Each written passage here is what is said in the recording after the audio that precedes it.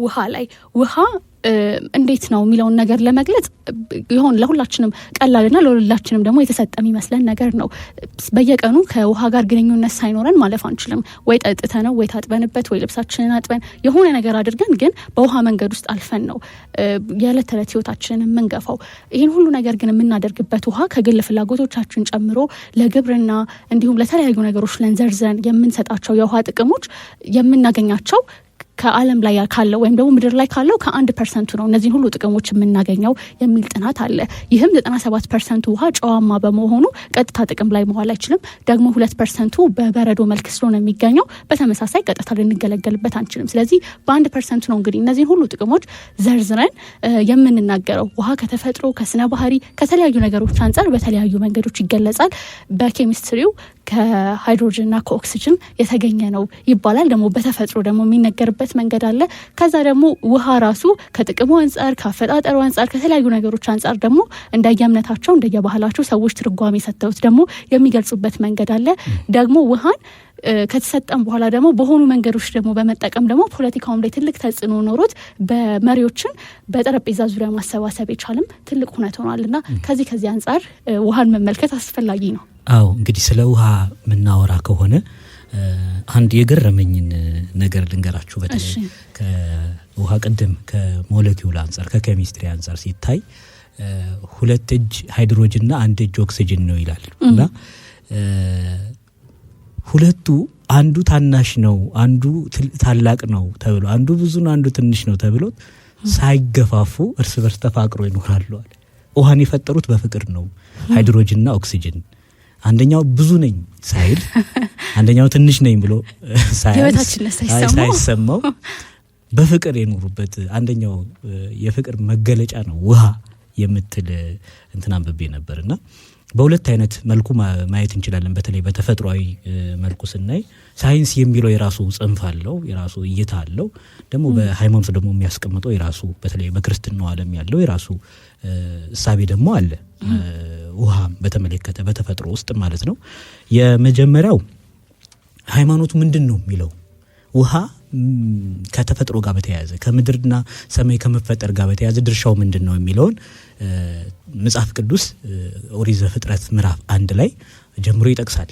ለምሳሌ እግዚአብሔር ሰማይና ምድርን ፈጠረ ብሎ ይጀምርና ምድርም እርቃኗን ነበረች የምትል ቃል አለች ማለት ነው። ግዕዙ ምድረሰ ሀለወ ትራቃ ይላል።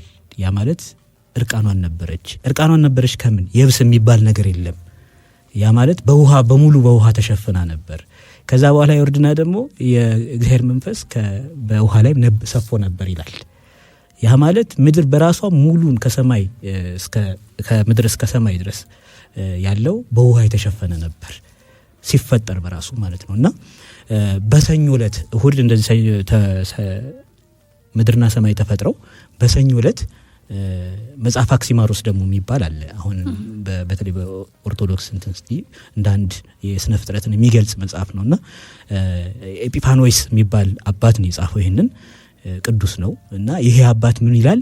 የተፈጥሮን ምድርና ሰማይን አፈጣጠር የተፈጥሮን አመጣጥ ሲናገር በዕለተ እሁድ እንደዛ ሰማይና ምድር ተፈጠሩ ይልና በሰኞ ዕለት ደግሞ ውቅያኖስ ሃኖስ እና የከርሰ ምድር ውሃ በሚል ተከፈለ ይላል። አሁን የዛን ጊዜ ይሄ የብሱ ታየ ማለት ነው። የብሱ ታየ ብሎ ያመጣዋል። ያ ማለት ሃኖስ የሚባለው ከፍሎ ይወስድና ወደ ሰማይ አደረገው፣ ከጠፈር በላይ አደረገው። ያንን ሰማይ የሚለው ራሱ በግዕዙ ሰሌዳ ማይ ነው ይላሉ። አንድምታው ላይ ሲባል የሰሌዳ ማይ ማለት የውሃ ሰሌዳ ማለት ነው። ስለዚህ ውሃ ነው ማለት ነው። ከላይ ጠፈር ብሎ አስቀመጠው። ሃኖስ የሚባለው እሱ ነው። ከከርሰ ምድር ደግሞ ከተተው የተወሰነውን ከርሰ ምድር ላይ አሁን በጂኦግራፊ መልክዓ ምድር ወይ ስነ ምህዳር ጥናት ስናየው 3 ሌየሮች አሉ አይደል? ሽፋኖች የመሬት አንደኛው ክረስት፣ ማንትል፣ ኮር የሚባል አለ። ክረስት የሚባለው አሁንም ምን ረግጠው አካል ነው። ማንትል የሚባለው መሀል ላይ ያለው ነው። ያ ውሃ የሚይዘው ፓርት ማለት ነው። በመንፈሳዊ ዓለም ደግሞ በዚህ በቤተክርስቲያናዊ እይታ ደግሞ ስትመጪ መሬት አለ፣ ከዛ ውሃ አለ፣ ከዛ ንፋስ አለ፣ ከዛ እሳት አለ ይላል። ኮር የሚለው ያንን ነው ማለት ነው። ስለዚህ ውሃ መሬትን ይዞ የቆመው ውሃ ነው። ውሃ ላይ ነው ያለችው ማለት ነው መሬት ኦልሞስት። ስለዚህ ውሃ የሚባለው ጽንሰ ሐሳብ ከተፈጥሮ ጋር በጣም ቁርኝት አለው ማለት ነው። ከሰው ጋር ብቻ ሳይሆን ከተፈጥሮ ጋር በራሱ ሰፊ ቁርኝት ያለው ነው ማለት ነው። እንደዚህ ብሎ ይገልጸዋል መንፈሳዊ ሳይንሱ ደግሞ የዛሬ 4.5 ሚሊዮን ዓመት በፊት ይላል። ሁለት አይነት መላምቶች አሉ፣ ቲዎሪዎች አሉት። ወደዛ ዲቴል አንገባም። ግን የመሬት ስትፈጥር የራሷን እርከን አላት። ከእርከኖቹ ሶስተኛ ላይ ያለው ፍለዲንግ የሚባለው ፓርት ነው። ቢግ ባግ ቲዮሪ የሚባል አለ። መሬት በፍንዳታ በሆነ ጊዜ የሆነ ቦታ ላይ የሆነች ስታር ፈነዳች፣ ኮከብ ፈነዳችና ያ ፍንዳታ ፕላኔቶችን ፈጠረ። የግራቪቲው ከበድ ያሉትን ሰብሰብ አደረገና ግራቪቲው እንትን አለ። ከዛ ያ ግራቪቲ የሰበሰባቸው ፕላኔት እየሆኑ መጡ ማለት ነው። በፕላኔት ውስጥ አሁን ክረስ ማንትል ኮር የምንለው ነገር ይሄ ላቫው ከውስጥ ያለው እሳቱ ፈንድቶ በሚወጣበት ጊዜ ወላፈን እንትን ፈጠረ። ይሄ ምንድነው እንፋሎት ፈጠረ። ያ እንፋሎት ወደ ሰማይ ሄደና ምን ሆኖ መጣ? ዝናብ ሆኖ መጣና መሬትን አረሰረሳት። ከዛ እሳቱ እየጨመረ ሲመጣ አጠነከራት ይላል ሳይንሱ ማለት ነው። ስለዚህ ውሃ መሬትን ስትፈጠር ራሱ ለመሬት ጠንክራ አሁን ይቺ ያለንባት ሲጀመር ከሌሎች ፕላኔቶች እኮ የምትለየው በውሃ ነው አይደል? መሬት በራሷ ማለት ነው። መልክ የሰጣትም ውሃ ነው። ግን ውሃ መልክ አልባ ጣዕም አልባ ይሉታል። መልክ የለውም፣ ጣዕም የለውም፣ ሁሉም ቦታ የሚገኝ ግን ለሰው ልጅ በጣም አስፈላጊ። አሁን የሰው ልጅ በራሱ ወደ ሰው ልጅ ስትመጣ ደግሞ 65% የሚይዘው ውሃ ነው። እንግዲህ ይሄ ከስነ ባህሪ ጋር በተያያዘ ማስቴ ታነሷለች። ከስነ ባህሪ ጋር በተያያዘ የራሱ ሆነ እንትን ጥናት አለው ማለት ነው። የወተር ፕሪንሲፕል የሚሉት ማለት ነው። ስለዚህ የሰው ልጅ ከ65% ውሃ ከሆነ መኖር የሚችለው በውሃ ነው። አሁን ለምሳሌ ውሃ ባይኖር እንባ የለሽም። የሰው ልጅ ካላለቀሰ አይኑ ትፈርጣለች። ካላለቀሰ የሰው ልጅ ውስጡ ውሃነት ባህሪ ባይኖረው ደረቅ ነው የሚሆነው። ሬሳ ሲደርቅ እንደማለት ማለት ነው። ስለዚህ ውሃ ጉልህ ሚና ይጫወታል በተፈጥሮ አንጻር ስናየው። በሃይማኖታዊም በሳይንሳዊ መልኩ ግን ያለውን ቦታና ከተፈጥሮ ጋር ያለውን ቁርኝት እንደዚህ ብሎ ያስቀምጡታል። ለዛም ነው ማለት ነው አሁን የምድርንም የሰውነትንም የሙቀት መጠን የሚቆጣጠረው ውሃ ነው ተብሎ የሚቀመጠው በዚህ የተነሳ ነው ማለት ነው። አድማስ ላይ ናችሁ። መናኸሪያ ኤፍኤም 99.1 ላይ ስለ ውሃ እያወራን ነው። እናንተስ ውሃን ከምን አንጻር ትገልጹታላችሁ? ሀሳባችሁን አካፍሉን በ0116392852 እንዲሁም በ01163763 ላይ ደውሉልን። በአጭር የጽሁፍ መልእክት አማራጭ ለሚመቻችሁ ደግሞ በ0911063349 ላይ መልእክታችሁን ብታደርሱ መልሰን ወደ እናንተ እናደርሳለን። ውሃን በምን አይነት መንገድ ትገልጹታላችሁ? ከፍጥረት አንጻር ከተፈጥሮ አንጻር ተመለከት ነው። ደግሞ ከተፈጠረ በኋላ ደግሞ ሰዎች እንደ እምነታቸው እንደ ባህላቸው የሰጡት ትርጓሜ ያለ ከዛ አንጻር ውሃ እንዴት ይታያል? በነገራችን ላይ በ600 ክፍለ ዘመን አካባቢ የኖረ ታለስ ማልተስ የሚባል የመጀመሪያው ፈላስፋ ተብሎ የሚታሰብ ሰው ምድር የተሰራችው ማለት እያንዳንዱ ነገር ከውሃ ነው የተፈጠረው የሚል እምነት ነበረው። ምክንያቱም ውሃ የምንድነው የፈሳሽ የጋዝና የጠጣር ነገር ውጤት አይደል? በረዶ አለው፣ ጋዝ አለው፣ እንዲሁም ደግሞ ፈሳሽ ነገር አለውና የነዚህ ሶስት ነገሮች ህይወትን ሰጥተዋል ብለው ያስባልና እንዳጠቃላይ ዓለም የምትባለው ነገር አሁን ይሄ የዓለም የፍጥረት አመጣጣችን ላይ የተለያዩ እይታዎች አሉ አይደለ? ከትንሽ የአተም ያቺ አተም ሰፍታ መጣች እንደዚህ የሚባል ከቁራጭ አተም የመጣ ነው እንደዚህ የሚሉ አይነት እይታዎች አሉ አይደል? በእንትን ታለስ የተባለው ሰው ግን ከነሰቁራጥስ በፊት የነበረ የመጀመሪያው ፈላስፋ ነው በፍልስፍናው ዓለም የተሰራች ወይም ደግሞ እያንዳንዱ ነገር የተፈጠረው ከውሃ ነው፣ በቃ ከውሃ ነው ብሎ ያስባልና ውሃን ስናስብ ይሄን እንደ መግቢያ ልጠቀመው ብዬ ነው።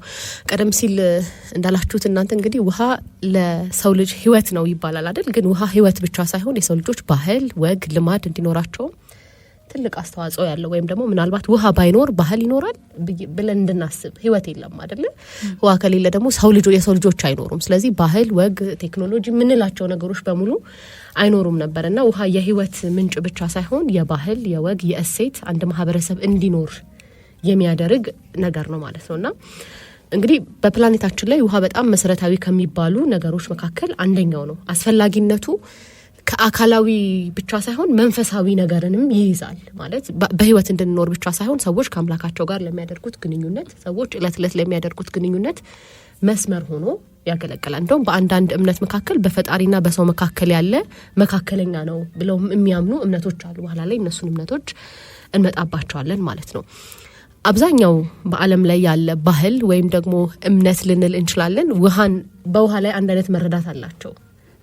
አንድ አይነት መረዳት አላቸው ስንል ውሃን ከማንጻት ጋር ያያይዙታል። ውሃን ከመንጻት ጋር ከመጥራት ጋር ያገናኙታልና ይሄ እና ውሃን ደግሞ ከውሃ ሰጪነት ጋርም ከህይወት ሰጪነት ጋርም ያገናኙታል። ይሄ አንድ ያደርጋቸዋል። ነገር ግን አንድ ያደርጋቸዋል ስንል ግን ውሃ ላይ የሚያምኑት ነገር ወይ ነው በውሃ ላይ ያላቸው እይታ ግን የተለያየ ነው። አንዳንዶች ውሃ ራሱን የቻለ አምላክ አለው፣ ትልቅ የሆነ ኃይል አለው ብለው ያምናሉ። ውሃን ግን አብዛኛው ባህልና እምነት ግን ስናየው ከመንጻት ጋር ከማንጻት ጋር ህይወት ከመስጠት ጋር ስለሚያገናኙት ተመሳሳይ እይታ አላቸው ማለት እንችላለን። ዓለም ላይ ያሉ እምነቶች በሙሉ ከውሃ ጋር የተገናኘ ደግሞ መስመርም አላቸው ወይም ደግሞ ስርዓት አምልኳቸውን ለመፈጸም እንደ መሳሪያ የሚጠቀሙበታል ማለት ነው። ስለዚህ ውሃ ባይኖር አንዳንድ እምነቶች ምናልባት ሊኖሩም ይችላሉ ወይም ደግሞ ስርዓት የሚፈጽሙባቸው መንገዶች ላይኖሩ ይችላሉ። ሃይማኖታዊ ስርዓታቸውን አምልኮታቸውን ላይፈጽሙ ይችላሉና ከዚህ አንጻር አብዛኛዎቹ ሃይማኖቶች ከውሃ ጋር የተለየ ቁርኝነት ወይም ደግሞ ግንኙነት አላቸው። ውሃን በተለያየ መንገድ ይጠቀሙታል እምነታቸውን ለማስኬድ ማለት ነው። በክርስትናው፣ በእስልምናው፣ ቡድሃ በኋላ እንመጣለን አይሁዶች እንዴት ይጠቀሙታል የሚለውንም እናያለን ማለት። ስለዚህ ሌላ ውሃ ከሰው ልጅ ስነ ፍጥረት ጋር ሰው ልጅ ሲወለድም ሲሞትም በውሃ ይሰናበታል ማለት ስንወለድ በውሃ እንታጠባለን አይደለ? ሲሞትም ደግሞ አስክሬኑ የሚታጠበው በውሃ ነው። ስለዚህ ውሃ የሰው ልጅንም እንኳን ደህና መጣህ ብሎ ይቀበላል። ሲሞት ደግሞ መልካም መንገድ ለማለትም እንጠቀምበታለን ማለት ነው። ደግሞ ሁሌም አስክሬን ታጥቦ ነው አይደል? የሰው ልጅ ሲሞት አስክሬኑ ታጥቦ ነው ተገንዞ ነው አይደል የሚቀበረው። ያ አይነት ተፈጥሮም አለ። ውሃ ከሰው ልጆች ስነ ፍጥረት ጋርም የተለየ ግንኙነት አለው ማለት ነው። እና ሌላኛው አብዛኛው ባህል ውሃን ከመቀደስ ጋር ከቅድስና ጋርም ያገናኘዋል። ውሃ ቅዱስ ነው ብለው ያስባሉ ሁሉም ቦታ ላይ። እኛ ራሱ በተለምዶ ምንለው አለ አይደል? የእናትና የውሃ ክፉ የለውም እንላለን አይደል? ስለዚህ አብዛኛው እምነት ላይ ወይም ደግሞ አብዛኛው ሀገራት ላይ ያሉ ሰዎች ውሃን ከቅድስና ጋር ያገናኙታል። ምክንያታቸው ደግሞ ለብዙ ህይወቶች መገኘት፣ ለብዙ ስልጣኔዎች መገኘት፣ ለቁሳዊም ለመንፈሳዊም ነገር መገኘት ምክንያት ነው ብለው ስለሚያስቡ ይሄ ነገር ቅዱስ ነው ብለው ያስባሉና ውሃንም ከቅድስና ጋር የሚያገናኙት ሁኔታ አለ ማለት ነው። ሌላው እንግዲህ የዓለም ቀደም ሲል እንዳለው ስልጣኔ መነሻ ነው። አብዛኞቹ የምናነሳቸው የነ ግብጽ ስልጣኔ፣ የነ ቻይና፣ የነ ኢንዲያ ስልጣኔን ስናነሳ፣ ሜሶፖታሚያ ብለን ስናነሳ ስልጣኔዎቻቸው ከወንዝ ጋር ወይም ደግሞ ከውሃ ጋር ይገናኛል። ለምሳሌ በፊት የነበረ ማህበረሰብ የሆነ ማህበረሰብ ከመፈጠሩ በፊት እዛ ቦታ ላይ ከመስፈራቸው በፊት አንደኛ የሚያጣሩት ነገር ምንድነው? ቦታው ላይ ውሃ አለ ወይ? ውሃ አለ ማለት ህይወት አለ ማለት ነው። ህይወት ይቀጥላል። መኖር፣ ማረስ እንደዚህ የሚባሉ ነገሮች ይቀጥላሉና የሆነ ማህበረሰብ አንድ ቦታ ላይ እንዲሰፍር ወይም ደግሞ ያ ማህበረሰብ እዛ ጋር ለመኖር ከሚያያቸው ከሚቃኛቸው ነገሮች መካከል ከስፍራው ባለፈ ቦታው ላይ ውሃ አለ የሚለው ነገር የመጀመሪያው የሚያጠኑት ነገር ነው ማለት ነው። እንግዲህ ውሃ ወንዝ አለ፣ ሀይቅ፣ ባህር እንደዚህ የምንላቸው የተለያዩ የውሃ አካላት አሉ። ከነዛ የውሃ አካላት አንዱ አለ ወይ ለአገልግሎት የሚውሉትን ማለት ነው። እሱን ያጠኑ ነበርና በዛ ምክንያት የሆነ ማህበረሰብ ይፈጠራል ማለት ነው። ሌላው እንግዲህ ውሃን በብዙ እምነቶች የእምነት መሳሪያ ነው ብለናል። ከዓለም ስልጣኔ ጋርም እንዲሁ እናገናኘዋለን። ምናልባት እዚህ ላይ የምትጨምሩት ነገር ካለ እናንተ? ከዓለም ስልጣኔ አንጻር ጥሩ ስለ ውሃ እንግዲህ አንስተን የምንዘልቀው ነገር አይደለም። የውሃ ነገር በጣም ሰፊ ነው። ብዙ ነገሮች ልታነሳበት የምትችል ነው። ቅድም እንደውም የስልታለስ ሁሉ አንስተሽ ነበረ። የሁሉ ነገር መጀመሪያ ውሃ ነው። በእኛ ሀገር እሺ በቤተክርስቲያንም ብለው ከአራቱ ባህሪያት አንዱ ነው። ከእሳት፣ ከነፋስ፣ ከመሬት ጋር አንዱ ውሃ ነው። በውጭው ደግሞ ፍልስፍና ክላሲካል ኤሌመንትስ ከሚሏቸው እነዚህ ነባር ንጥረ ነገሮች ከሚሏቸው ነገሮች መካከል አንዱ ውሃ ነው።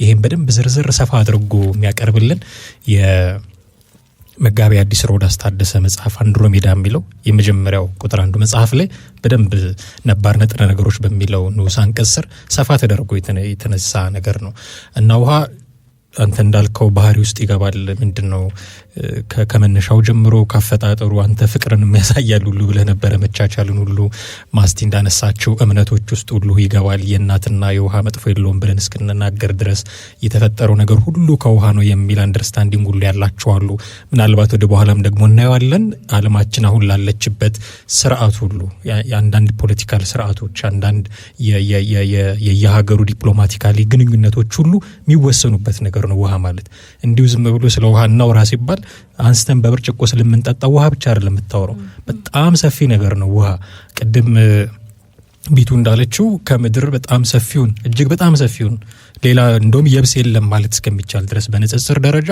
ውሃ ነው ያዙ ስለዚህ ውሃ ማውራት በጣም ትልቅ ነገር ነው ማለት ነው አሁን እንደው ካለን ሰዓት አንፃር አድማጮቻችንም ምናልባት ፈርዘር እንዲያነቡ የሆነ ነገር ሰርች እንዲያረጉ የሚጠቁም ጥቁምታ ለመስጠት ያክል እንጂ ውሃ ብለህ ከተነሳ ማታቆመው በጣም ሰፊ ርዕስ ነው ብዬ ያስባለሁ አው እንደተባለው ነው ብዙ ጊዜ የስልጣኔ ማስቴም ብለዋለች የስልጣኔ ምንጭ ነው ውሃ አሁንም ውሃ ራሱ ማይጣጣ ነው ዛሬ የሚከበረውን በዓል እኮ ከውሃ ጋር ግንኙነት አለው አው የወቅቱን በራሱ ክረምትን በራሱ በውሃ አይደል የሚመስለው አሁን ክረምት ከሚያሰኛቸው አሁን ወቅትንም ከመለየት ደርሷል እኮ አይደል ውሃ ዝናብ ምንለው በክረምት ወቅት ልምላሜ እንጂ ፍሬ የለም ይባላል አሁን እንደውም ሽግግር ላይ ስለሆነ ዘመነ ጽጌ ማለት ላይ ጽጌ ማለት አበባ ማለት እኮ ነው የአበባ ጊዜ ፍሬ አበባ አይደል የሚባለው ያ ዘመን ራሱ እስከ መክፈል የደረሰ ነው ውሃ በተፈጥሮ ውስጥ ያለው ሂደት መሬትን በተመለከተ ይሄ ተፈጥሮን በተመለከተ ስናይ ውሃ አንድ አባት ምን አሉ መሰላችሁ ቤት የሚቆመው በምንድን ነው አሉ ቤት የሚቆመው በተለይ ቤተሰብ ነው ኦልሞስት ቤት ሲባል ቤተሰብ ወይም ቤት የሚለውን በምሳሌ መውሰድ ይቻላልና ቤት የሚቆመው በምንድን ነው ከዛ ግማሹ በብሎኬት ነው ግማሹ በሲሚንቶ ነው ግማሹ በእንጨት ባህር ዛፍ ቆርቆሮ ብቻ ብዙ ነገር ተባለ ለቤት የሚያስፈልጉ ቁሳቁሶችን በመጥቀስ ማለት ነው ቤት የሚቆመው በውሃ ነው አሉ በውሃ ነው እንዴት ለሚለው መልስ የሰጡት በጣም አሳማኝ ሆነች ያው ቤት ምሳሌ ነው ብያቸዋለሁ ቤት ማለት ያው ቤተሰብም ስለሚወክል ነው ቀደም ከባህሪ አንፃር ማስቴም በደንብ ትሄድበታለች ብዬ ስላሰብኩ ነውና ከባህሪ አንፃር አሁን ቤት በውሃ ነው የሚሰራው ሲባል ይሄ ውሃ በራሱ ሲሚንቶ ውስጥ አለ ብሎኬት ውስጥ አለ ድንጋይ ውስጥ ምቆ አለ አይደል በጣም ተፈጥሮ እንትን ስትይ ከድንጋይ አፈር 7 ጊዜ እንትን ሲል ድንጋይ ይሆናል አይደል ያን ወደ ድንጋይነት የሚቀይረው ብዙ ጊዜ አይታችሁ ከሆነ ውሃ ነው ስለዚህ ውሃ ቤትን የሚያቆም ነው ማለት የሌለበት የእንጨት ውስጥ ምቆ አለ ከአራቱ ቅድም መሰረታዊ የሆነ የባህሪያት ዓለም ራሱ ፍጥረት በራሱ ከተፈጠሩበት 4 ንጥረ ነገሮች ጥንተ ፍጥረት የሚባሉት ማለት ነው ውሃ አንደኛው ነው ስለዚህ ቤት የሚሰራው በውሃ ነው አሉ አንድ ምሳሌው ደግሞ ምንድነው የተመሰሉበት ወርቁ ሰሙ እንደዚህ ከሆነ ወርቁ ደግሞ ምንድነው ቤተሰብ የሚቆመው በምንድነው ይሄ ከስነ ባህሪ ጋር ቀጥታ የሚገናኝ ነው ቤተሰብ የሚቆመው በውሃ ነው ሲባል በጎልማሳ ምግበ ንፋስ ምግበ እሳት ምግበ ውሃ ምግበ መሬት የሚባል አለ በነባር ኢትዮጵያዊ ስነ ልቦና ዕውቀት ማለት ነው ስለዚህ በዛ ውስጥ ምግበ እሳት ወይም ወጣትነት ይወከላል ከዛ በኋላ ያለው ምግበ ውሃ ነው ውሃ የጎልማስነት እድሜን የሚወክል ነው ስለዚህ በጎልማስነት እድሜ ሰው ከወጣትነት ተሸጋግሯል የሚመጣው የዛን ጊዜ ሰከን ይላል ውሃ ባህር ጥልቀቱን የምታውቂው ድንጋይ ወርውረሽ ነው እንጂ አታውቂው እኮ ከላይ ሩቅ ጥልቀት ይኑሮ አይኑሮ የምታውቀው እንደዛ ሁሉ ቻይ ነው ውሃ ሁሉንም ይይዛል ሁሉንም ያቅፋል እኮ አይደል የዚህ አሁን አማህ የሚጠጣበት ውሃ ላይ እንትን ሃይላንድ ላይ ውሃ የውሃ ሃይላንዱን ቅርጽ ይዞ ነው የሚነሳው አይደል የሚታየው በራሱ ቅርጽ ስለሌለው ማለት ስለዚህ በጎልማስነት እድሜ ነገሮችን ሰከን ብለን የምናይበት የእድሜ ክልል ስለሆነ በውሃ ይመስሉታል አባቶች ማለት ነው ስለዚህ ቤተሰብ የሚቆመው በጥበብ ነው ጥበብ ደግሞ በውሃ ይመስላል ውሃ ደግሞ ጎልማስነት እድሜ ነው ስለዚህ ሰከን ብሎ በማሰብ ሰከን ብሎ ነገሮችን በማስተዋል በትዕግስት ልክ እንደ ውሃ ወተር ፕሪንሲፕል የሚባለው እሱ ነው ወንዝ ሲወርድ እንደ ከአለት ጋር እየተጋጨ አይደል ተጋጨው ብሎ አይቆምም እኮ ዞር ይልና መንገድ ፈልጎ ይሄዳል ነገሮችን አለፍ ይያለን ካልሆነ በስተቀር ቤተሰብ መቆም አይችልም ሲሉ ቤት የሚቆሙ በውሃ ነው አሉ ማለት ነው።